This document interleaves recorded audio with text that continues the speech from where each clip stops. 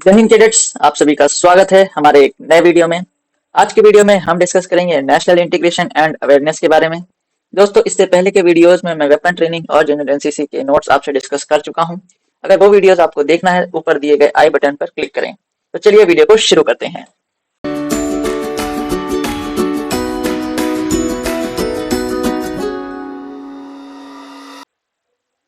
तो दोस्तों, सबसे पहले हम देखते हैं introduction of national integration and awareness. सबसे पहले, national integration means feeling of oneness and unity among the people of the country. इसका ये मतलब कि राष्ट्रीय एकता का अर्थ देश के लोगों में एकता और अपनापन की भावना से है। ठीक है, यह जाति, धर्म, भाषा, क्षेत्र और संस्कृति के भेद के बावजूद शांति से साथ रहने को प्रेरित करती है। ठीक, इसका ये इंट्रोडक्शन है। और राष्ट्रीय एकता एक मजबूत और एकजुट राष्ट्र की रीढ़ है। भारत जैसे विविधतापूर्ण देश में शांति, सद्भाव और स्थिरता बनाए रखने में महत्वपूर्ण भूमिका निभाती है। ठीक है, अब देखते हैं मीनिंग क्या है। Meaning of national integration. National integration का सिंपल सा मतलब है कि राष्ट्रीय एकता विभिन्न सामाजिक, सांस्कृतिक, आर्थिक और धार्मिक पृष्ठभूमि के लोगों को एक राष्ट्रीय पहचान में जोड़ने की प्रक्रिया है। मतलब हमारे देश में कई तरह के लोग रहते हैं, कई डिफरेंट कास्ट के लोग रहते हैं, डिफरेंट रिलीजन के लोग रहते हैं, डिफरेंट कल्चर, डिफरेंट लैंग्वेज बोलने वाले लोग रहते हैं। तो उन सब को एक साथ लेकर चलना ही हमारा नेशनल इंटीग्रेशन कहलाता है। ठीक है, और इसमें नागरिकों के बीच भावनात्मक और मानसिक एकता शामिल होती है। यह राष्ट्र के प्रति निष्ठा, विविधता के सम्मान और भाईचारे को बढ़ावा देती है। इसका ये मतलब कि हम अगर सब लोग साथ मिलकर चलेंगे तो हमारा देश और भी ज्यादा तरक्की करेगा। ठीक है, ये जो हमारी लोगों में भावनात्मक, इमोशनल और साइकोलॉजिकल जो यूनिटी है वो नेशनल इंटीग्रेशन के थ्रू हम पैदा कर सकते हैं। यह राष्ट्र के प्रति निष्ठा, विविधता और सम्मान, भाईचारे की भावनाओं को बढ़ावा देती है। ठीक है, नेक्स्ट हम देखते हैं इंपॉर्टेंस ऑफ किसी क्या इंपॉर्टेंस है। ठीक है, अगर राष्ट्रीय एकता नहीं होगी तो सब लोग आपस में लड़ाई झगड़ा करेंगे। ठीक है, एक दूसरे के ऊपर अटैक करेंगे, मान लीजिए, और फिर देश देश एक साथ मिलकर अगर नहीं चलेगा तो कोई इस डायरेक्शन जाएगा, कोई दूसरी डायरेक्शन में जाएगा, लोगों के पॉइंट ऑफ व्यूज अलग होंगे। ठीक है, तो इन राष्ट्रीय एकता को बढ़ावा देती है और आपसी सहयोग की भावना को मजबूत करती है। मतलब एक दूसरे का सहयोग करना, चाहे वो हिंदू हो, मुस्लिम हो, सिख, ईसाई हो, हमारे देश में कितने ही तरह के लोग रहते हैं, तो सब एक दूसरे का सपोर्ट करें, ये हमारे नेशनल इंटीग्रेशन हमें बताता है। It helps people to think beyond personal and religional interest. ठीक है, जो हमारे लोग व्यक्तिगत और क्षेत्रीय हितों से ऊपर सोचने की प्रेरणा देती है। इसका और इम्पोर्टेंस है, जाति, धर्म और क्षेत्र के आधार पर होने वाले संघर्षों को कम कर शांति और स्थिरता सुनिश्चित करती है। एक शांतिपूर्ण राष्ट्र विकास पर बेहतर ध्यान दे सकता है। इसका ये मतलब, जैसे हमारे देश में इतने सारे इस तरीके के लोग रहते हैं, तो अगर वो आपस में लड़ने लगेंगे तो हमारा देश कभी भी प्रोन्नति नहीं कर पाएगा और देश में कभी भी शांति नहीं बनी रहेगी। अगर हम ये अलग अलग जाति, अलग अलग धर्म के लोग आपस में अगर मिलजुल कर शांति से रहेंगे तो हमारा देश राष्ट्र विकास पर बेहतर ध्यान दे सकता है। ठीक है, नेक्स्ट देखते हैं, राष्ट्रीय एकता की सभी नागरिकों का सम्मान, भागीदारी सुनिश्चित कर लोकतंत्र को मजबूत बनाती है। मतलब आप जानते हैं कि हमारा जो कंट्री है वो डेमोक्रेटिक कंट्री है, वो लोगों से ही बनी। अब लोगों में अगर यूनिटी नहीं होगी तो फिर वो कभी भी एक अच्छे लीडर को नहीं चुन पाएंगे। तभी हमारा जो है नेशनल इंटीग्रेशन इतना इंपॉर्टेंट है। वो हमें स्ट्रेंथ देता है democracy by ensuring equal participation of all citizen. It also supports economic development and strengthen national security. ये हमारे आर्थिक विकास को भी सहायक है और राष्ट्रीय सुरक्षा को भी मजबूत करती है। ठीक है, अब क्या क्या फैक्टर हैं जो नेशनल इंटीग्रेशन को प्रमोट कर रहे हैं। ठीक है, भारतीय संविधान सभी नागरिकों को कानून के समक्ष समानता और मौलिक आधार अधिकार प्रदान करता है। मतलब जो इंडियन कॉन्स्टिट्यूशन है वो सभी लोगों पे लागू होता है, सभी लोगों को समान रूप से देखता है। तो इंडियन कॉन्स्टिट्यूशन में ऐसा नहीं लिखा है कि अगर मुस्लिम है तो उसे ये सजा मिलेगी, हिंदू है तो उसे कोई और सजा मिलेगी, नहीं, पर इस सभी लोगों को एक समान रूप से देखा जाता है और सब पे एक जैसी कार्रवाई की जाती है। ठीक है, यह धर्मनिरपेक्षता, न्याय और लोकतंत्र को बढ़ावा देता है। It promote secularism, justice and democracy. ठीक है, national symbols such as national flag, national anthem, national emblem create a sense of pride, respect and unity among citizens। ये हमारा जो नेशनल नेशनल एंथम है, नेशनल एम्बलम है, national flag क्यों बनाया गया है? अगर इस देश में कितने तरीके के लोग रहते हैं, सब लोग अपना अलग अलग फ्लैग बना लेंगे, अपना अलग अलग नेशनल एंथम बना लेंगे, अपना अलग अलग एम्बलम बना लेंगे, तो कभी भी यूनिटी नहीं आ सकती है। ठीक है, लोग एक दूसरे की रिस्पेक्ट नहीं करेंगे फिर। ठीक है, इसलिए हमें हमेशा पूरे देश का एक राष्ट्रीय ध्वज बनाया गया है, एक राष्ट्रीय गान बनाया गया और एक राष्ट्रीय प्रतीक बनाया गया, ताकि लोग उस पर गर्व कर सके, उसका सम्मान कर सके और एकता की भावना उत्पन्न कर सकें। ठीक है, आपस में।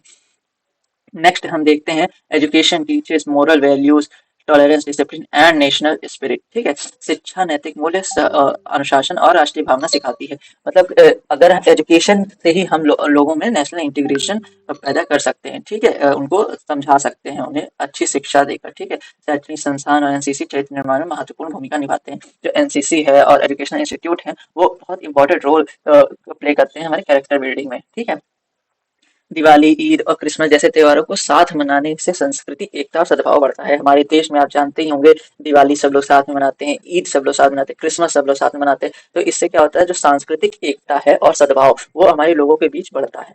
ठीक है, नेक्स्ट हम देखते हैं मीडिया और राष्ट्रीय पर्व देश भक्ति को मजबूत करते हैं। जो हमारे मीडिया है, मीडिया हमेशा दिखाएगी कि लोगों में एकता एकता होने के कारण हमारा देश कितना प्रोन्नति कर रहा है। इससे लोगों में भी ये ऊर्जा होगी कि हमें एक साथ रहना चाहिए। राष्ट्रीय पर्व देशभक्ति को मजबूत करते हैं। ठीक है, जैसे कि 26 जनवरी, 15 अगस्त, ये सब देशभक्ति वाले जो पर्व है ये हमारी राष्ट्रीय एकता को मजबूत करते हैं। नेक्स्ट हम देखते हैं कास्ट, क्या क्या ऑब्स्टिकल है नेशनल इंटीग्रेशन में। नेशनल इंटीग्रेशन जो हम लोगों को एकत्र कर रहे हैं तो उसमें क्या क्या बाधाएं आ सकती हैं। सबसे पहली बाधा हमारी आती है जातिवाद और सांप्रदायिकता, भेदभाव, मतलब कि कास्टिज्म एंड कम्युनलिज्म। ठीक है, ये हमारे जो अलग अलग हैं, ये हमारे ऑब्स्टिकल्स हैं, ये बाधाएं हैं हमारे ये लोगों को एक करने में। ठीक है, घृणा और लोगों की जो जातिवाद वाली सोच है, ठीक है, और रूढ़वादी जो सोच है लोगों की, ये लोगों को एकता बनाने में बाधा है। ठीक है, घृणा और सामाजिक विभाजन को जन्म देते हैं, ये राष्ट्रीय एकता को कमजोर करते हैं। ठीक है, और क्या बाधाएं हैं, क्षेत्रवाद, भाषावाद, गरीबी, अशिक्षा और प्रमुख बाधाएं हैं। ये समाज में अशांति और गलतफहमियां उत्पन्न करती हैं। मतलब कि जो जैसे कई लोग अलग अलग क्षेत्र में रहते हैं, अलग अलग भाषाएं बोलते हैं, कुछ लोग गरीब है, कुछ लोग अमीर हैं, तो कुछ लोग जिन्होंने पढ़ाई नहीं की है, जो अनपढ़ है, वही ऐसी ये सब फैलाते हैं कि हमें एक साथ नहीं रहना चाहिए, यूनिटी से नहीं रहना चाहिए। तो ये समाज में अशांति और गलतफहमियां को उत्पन्न करते हैं। ठीक है, ऐसे लोगों से हमें दूर रहना चाहिए। ये हमारी बाधाएं हैं नेशन को इंटीग्रेट करने के लिए। ठीक है, अब एनसीसी का क्या रोल है नेशनल इंटीग्रेशन में। एनसीसी की एक बहुत ही महत्वपूर्ण भूमिका है नेशनल इंटीग्रेशन में। जो एनसीसी है उसमें राष्ट्रीय एकता को बढ़ावा देने के लिए कई सारे कैंप करवाते हैं, जैसे कि ईबीएसबी कैंप हो गया। ठीक है, नेशनल इंटीग्रेशन कैंप हो गया। इसमें कई राज्यों से बच्चे आते हैं, साथ में 10 दिन रुकते हैं, खाना पीना खाते हैं, तो आपस में एकता भाईचारे का ये लोग प्रमोट करते हैं। ठीक है, विभिन्न राज्यों से कैडेट साथ रहते हैं, प्रशिक्षण लेते हैं। तो इससे एनसीसी का बहुत बड़ा रोल है नेशनल इंटीग्रेशन में। ठीक है, राष्ट्रीय एकता, शिविर, सांस्कृतिक आदान प्रदान और भाईचारे को बढ़ावा देती है। एनसीसी अनुशासन, धर्मनिरपेक्षता, दृष्टिकोण और राष्ट्रीय भावना विकसित करता है। इसका ये मतलब है कि जैसे कई सारे कैडेट आते हैं कैंप में, अलग अलग धर्म के होते हैं, अलग अलग जाति के होते हैं, और सबको साथ में बैठ के खाना दिया जाता है, एक जैसा व्यवहार किया जाता है उनके साथ, एक जैसा खाना देते हैं, एक जैसे शिक्षा देते हैं हम उन्हें। ठीक है, सबको एक जैसा पढ़ाया जाता है, किसी के साथ भेदभाव नहीं किया जाता है। तो ये भाईचारे को बढ़ावा, सब एक साथ खेलते हैं, एक साथ ड्रिल करते हैं। तो ये हमारे नेशनल को इंटीग्रेट करने में बहुत बड़ा रोल प्ले करते हैं। ठीक है, unity in diversity, India is best example of unity in diversity. आप जानते ही हैं कि इंडिया में बहुत तरह के लोग रहते हैं। ठीक है, भारत विविधता में एकता का सर्वोत्तम उदाहरण है। राष्ट्रीय एकता का अर्थ समानता नहीं बल्कि विविधता के साथ एकता है। ठीक है, तो राष्ट्रीय एकता का जो अर्थ है वो समानता नहीं है, मतलब सबको एक जैसा नहीं है, पर सब एक साथ रहे। सबको एक जैसा नहीं बनाना है हमें कि अगर कोई हिंदू है तो आप सब पूरे देश को हिंदू बना दे, नहीं। हमें हिंदू, मुस्लिम, सिख, ईसाई जैसे भी हैं आप लोग, सबको साथ मिलकर चलना है। ठीक है, विविधता के साथ एकता में हमें वो बिलीव करना है। ठीक है, इंडिया में कई तरह के लोग, कई तरह की भाषाएं बोली जाती है, कई तरह के धर्म है, कई तरह की जातियां हैं। ठीक है, सबको साथ मिलकर चलेंगे तभी हमारे देश का संपूर्ण विकास हो पाएगा। नेक्स्ट निष्कर्ष हमारा क्या निकलता है कि राष्ट्रीय एकता के अस्तित्व, विकास और प्रगति के लिए आवश्यक है। ठीक है, एक मजबूत और एकजुट भारत के निर्माण के लिए प्रत्येक नागरिक और एनसीसी संगठनों को योगदान देना चाहिए, तो जो कि हमारे देते भी आ रहे हैं। सभी नागरिकों को योगदान देना, सब लोग साथ मिलकर चले। ठीक है, तभी हमारा एकजुट भारत होगा, मजबूत भारत होगा, और तभी हम साथ मिलकर भारत का अच्छे से विकास कर पाएंगे। नेक्स्ट देखते हैं इंडिया में कितने प्रकार के रेसेस हैं। ठीक है, ट्राइब्स कितने प्रकार के, नेग्रिटो रेस है हमारी एक। ठीक है, proto Australoid and primitive Australian race है, द्रविडियन मेडिटेरेनियन रेस है, आर्यंस हैं, मुस्लिम्स हैं, ब्रिटिश हैं। ठीक है, ये रेसेस हैं इंडिया में। अब देखते हैं इंडिया में कौन कौन से रिलीजन है, कस्टम ऑफ इंडिया। ठीक है, इंडिया में हिंदू कितने परसेंट, 83.5% हिंदू हैं, जिनकी होली बुक, सबकी अपनी एक होली बुक होती है। तो हिंदूज की कौन सी है, भगवत गीता।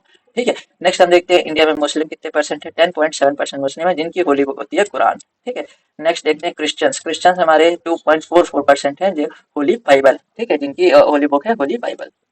नेक्स्ट हम देखते हैं बुद्धिस्ट। बुद्धिस्ट हमारे सिख सिख हमारे 1.79%। ठीक है, जिनकी होली बुक है गुरु ग्रंथ साहिब। ठीक, नेक्स्ट बुद्धिस्ट, बुद्धिस्ट हमारे कितने 0.74% है जो कि बुद्ध संहिता। नेक्स्ट है जैन 0.46% जैन संहिता। ठीक, अदर्स कुछ और भी हमारे रिलीजन्स हैं इंडिया में, ठीक है, बहुत सारे हैं, तो हम वो अदर्स में आ जाते हैं 0.37%। ठीक है, सबसे ज्यादा हमारे हिंदूज हैं इंडिया में। ठीक, नेक्स्ट हम देखते हैं importance of national unity. National unity का क्या importance, social peace, harmony, peace and security, ठीक है, mutual trust, goodwill, art and literature, science, culture, advancement, economic wellbeing, ये सब मैं आपको अभी बता चुका हूँ। ठीक है, नेक्स्ट देखते हैं fundamental essential of nation. Language, casteism, education, communalism, regionalism, ठीक है, ये हमारे फंडामेंटल एसेंशियल है नेशनल यूनिटी के लिए। लैंग्वेज, लैंग्वेज के बेस पे यूनिटी, कास्ट के बेस पे यूनिटी, एजुकेशन में हम यूनिटी का, कम्युनलिज्म, रीजनलिज्म, ठीक है, सब पे। और रोल ऑफ एनसीसी, अभी मैंने आपको बताया था एनसीसी का क्या रोल है, वो तरह तरह के कैंप करवाते हैं, ठीक है, लोगों में ethics, social values, cultural traditional values, discipline और पैट्रियटिज्म की भावना को प्रोत्साहित करते हैं, ठीक है, linguistic, cultural, regional, geographical barrier को हटाते हैं, ठीक है। National integration, feeling of togetherness and unity among people, ठीक है, लोगों में आप आपसी भाईचारे को बढ़ावा देना, ठीक है, ये हमारा नेशनल इंटीग्रेशन है। ठीक है, वही सब बातें हैं, यही सब आपके एग्जाम में आएगा एमसीक्यू के फॉर्म में, तो आपको सही आंसर्स करना है। ठीक है, एक वीडियो और मैं बनाऊंगा जिसमें आपको मैं इंपॉर्टेंट क्वेश्चंस डिस्कस करेंगे, तो आपको समझ में आएगा किस तरह के क्वेश्चन एग्जाम आते हैं और हमें उन्हें कैसे टैकल करना है। ठीक है, इंपॉर्टेंस क्या है national, maintenance of sovereignty and territorial integrity, maintenance of peace and harmony, growth, development, है ना, dedication of poverty and literacy, internal security, law and order, culture and religious development, economic industrial growth, exchange of technology, know how and culture, and dignity and self respect as a nation. ठीक है, sir मैं आपको भी बता चुका हूँ। अब देखते हैं फेमस लीडर्स इंडिया में कौन कौन से हैं, फेमस लीडर्स हैं। तो सबसे पहले महात्मा गांधी जी हैं, ठीक है, ये इनकी फोटो, भगत सिंह जी, ठीक, लाल बहादुर शास्त्री जी, ठीक, चंद्रशेखर आजाद जी, सुभाष चंद्र बोस जी, स्वामी विवेकानंद, जवाहरलाल नेहरू जी, ठीक है, मौलाना अब्दुल कलाम आजाद जी, सरदार वल्लभ भाई पटेल जी। तो इसमें क्वेश्चन कैसे बनता है कि इनका एक फेमस आपसे नारा पूछ लेगा कि ये जैसे ये नारा किसने दिया था, तुम मुझे खून दो हम तुम्हें आजादी देंगे, तो नारा किसने दिया था, ऐसे सवाल आपके आ सकते हैं एग्जाम में। ठीक है, नेक्स्ट हम देखते हैं इंडिया नीबर्स एंड कैपिटल्स। ठीक है, तो इंडिया के जो पड़ोसी देश हैं उनके बारे में हम डिस्कस करेंगे। तो सबसे पहले देखते हैं बांग्लादेश है इंडिया का, अफगानिस्तान, म्यांमार, पाकिस्तान, नेपाल, भूटान, चाइना, श्रीलंका, ये इंडिया के पड़ोसी देश हैं। इनकी ये कैपिटल है, बांग्लादेश की ढाका है, अफगानिस्तान की काबुल है, म्यांमार की नैफिडो है, और पाकिस्तान की इस्लामाबाद है, नेपाल की काठमांडू है, भूटान की थिम्फू है, चाइना की बीजिंग है, और श्रीलंका की कोलंबो है। ठीक है, या फिर श्री जयवर्धनपुरम कोटे, ये इसकी पूरी क्या कहते हैं कैपिटल का पूरा नाम है। तो अब इसमें ये हमें देखना है कि इसको हम याद कैसे करें कि इंडिया के, तो इसका एक शॉर्ट ट्रिक होती है बचपन से MBA। ठीक है, तो इसकी ये शॉर्ट ट्रिक है BACHPA और एन, अब यहाँ से करेंगे से, फिर MB और A। तो इसके इससे आप याद कर सकते हैं बचपन से MBA से, कि BA से हो जाएगा हमारा बांग्लादेश, ठीक है, CH से हो जाएगा हमारा चाइना, PA से हो जाएगा हमारा पाकिस्तान, N से हो जाएगा हमारा नेपाल, SC से हो जाएगा हमारा श्रीलंका, ठीक है, और M से हमारा हो जाएगा म्यांमार, B से हमारा हो जाएगा भूटान, और A से हमारा हो जाएगा अफगानिस्तान। ठीक, इस तरह से शॉर्ट ट्रिक बना के आप याद कर सकते हैं कि भारत में कितने उसके पड़ोसी देश हैं। ठीक है, ये तो हो गई जो हमारे लैंड के पड़ोसी देश हैं, कुछ हमारे होते हैं मैरी टाइम पड़ोसी देश, ठीक है, जो कि हमारे ये इधर मालदीव वगैरह ये जो होते हैं ये हमारे वाटर के पड़ोसी देश हैं, मतलब मैरी टाइम पड़ोसी देश। ठीक है, मैरी टाइम निवर्स। अब नेक्स्ट हम डिस्कस करते हैं हमारा ये सबसे ज्यादा बॉर्डर इंडिया कौन से देश से शेयर करता है, तो हमारा बांग्लादेश से सबसे ज्यादा बॉर्डर शेयर होता है। ठीक है, ये यहाँ पे सबसे कम हमारा अफगानिस्तान से। ठीक, ये देखो यहाँ छोटा सा अफगानिस्तान से हम शेयर करते हैं बॉर्डर। ठीक, अब नेक्स्ट देखते हैं हमारे नेशनल इंटरेस्ट। हमारे नेशनल क्या इंटरेस्ट है, सोवर्निटी है, इंटीग्रिटी है, यूनिटी और सिक्योरिटी हमारे नेशनल इंटरेस्ट है। अब हम देखते हैं इंपॉर्टेंट नेशनल जो है नोट्स हमारा, कि हमारे कुछ इंपॉर्टेंट नोट्स देख लीजिए कि सेक्रेड स्क्रिप्चर ऑफ सिखिज्म कौन सी है। सिखिज्म की जो सेक्रेड स्क्रिप्चर है वो हमारी गुरु ग्रंथ साहिब है। ठीक है, रघुनाथ मंदिर कहाँ पर है, जम्मू में। ठीक है, गरबा कहाँ का फोक डांस है, वो गुजरात का है। ठीक है, लावनी वो कहाँ का फोक डांस है, महाराष्ट्र का। ठीक है, कुचिपुड़ी आंध्र प्रदेश। ठीक है, क्विट इंडिया मूवमेंट कब स्टार्ट हुआ था, 1942 में। ठीक है, लार्जेस्ट डेमोक्रेटिक कंट्री कौन सी है, हमारी इंडिया है। ठीक है, staple food of northern India क्या है, वीट है। ठीक है, ये कुछ इंपॉर्टेंट फैक्ट हैं, ये क्वेश्चन आपके एग्जाम में आ सकते हैं। इंडस वैली सिविलाइजेशन क्या है, one of the earliest civilisation है। Mahabharata written by Ved Vyas. ठीक है, सेज का मतलब होता है कि साधु। ठीक है, साधु संत। ठीक है, तो ये होता है हमारा वेद व्यास। ठीक है, फर्स्ट वॉर ऑफ इंडिपेंडेंस कब लड़ी गई थी, 1857 को हम कहते हैं फर्स्ट वॉर ऑफ इंडिपेंडेंस। ठीक है, Sikhism founded by Guru Nanak Dev ji, ठीक है। सिखिज्म को किसने फाउंड किया था? गुरु नानक देव जी ने। नेशनल गेम हमारा कौन सा है? हॉकी। नेशनल एनिमल कौन सा है? टाइगर। नेशनल बर्ड कौन सी है हमारी? पीकॉक, ठीक है। River Brahmaputra flows through Assam, ठीक है। जो ब्रह्मपुत्र रिवर है वो असम से फ्लो करती है। फर्स्ट प्रेसिडेंट कौन थे हमारे? Doctor Rajendra Prasad. Victoria memorial कहाँ पे हमारा? कोलकाता में, ठीक है। इसी तरह हम देखेंगे कलारी पयट्टू कहाँ है हमारा? मार्शल आर्ट ऑफ केरला है। सरदार वल्लभ भाई पटेल को हम क्या कहते हैं? Iron man of India. National anthem composed by Rabindranath Tagore ji ने नोबेल प्राइज मिला है, ठीक है। सेल्युलर जेल हमारी कहाँ पे? पोर्ट ब्लेयर में है, ठीक है। पोर्ट ब्लेयर हमारा कहाँ पे? अंडमान निकोबार में, ठीक। लोहरी, लोहरी कौन सा festival of Punjab? Bihu harvest festival of Assam. Indian national Congress की गठन कब हुआ था? 28 दिसंबर 1885 में, ठीक है। भगत सिंह का जन्म कब हुआ था? 27 सितंबर 1907 में। दांडी मार्च कब से कब तक हुआ था? 12 मार्च 1930 से 6 अप्रैल 1930 तक, ठीक। Second prime minister of India कौन थे? लाल बहादुर शास्त्री। नेशनल एम्बलम में कौन कौन होता है? Lion capital of Ashoka at Sarnath, ठीक। तो दोस्तों आज की वीडियो में बस इतना ही।